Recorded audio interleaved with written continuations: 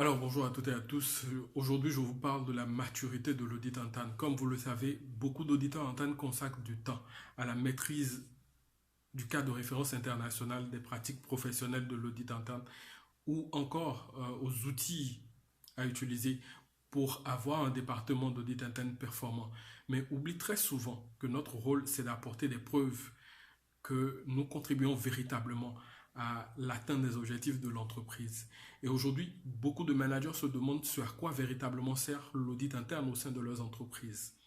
Et c'est un défi pour nous en tant qu'auditeurs internes de pouvoir véritablement démontrer la valeur de l'audit interne au sein de l'entreprise. Alors, qu'est-ce qui pourrait véritablement nous y aider? Nous aider à corriger les erreurs que nous avons peut-être faites dans le passé.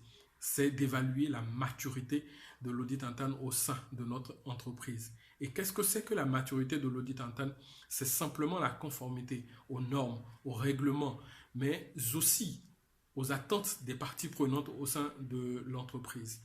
Et donc, chaque auditeur interne doit pouvoir à un moment donné auto-évaluer cette conformité aux normes internationales, aux pratiques, aux outils, mais aussi euh, aux attentes des parties prenantes.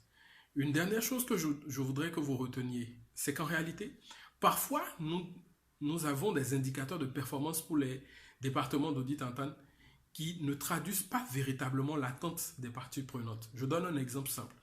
Lorsque vous avez un département d'audit interne qui évalue sa performance en fonction du nombre de missions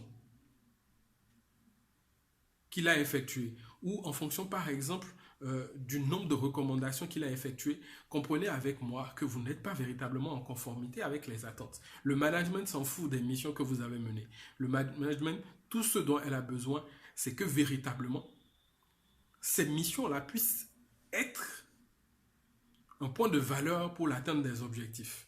Et donc, même en évaluant la maturité, nous devons évaluer aussi nos critères de performance, nos critères d'évaluation de la fonction d'audit interne pour véritablement être arrimés aux attentes des parties prenantes et à l'atteinte des objectifs de l'entreprise. Voilà ce que je voulais partager avec vous en quelques minutes. Merci et à bientôt.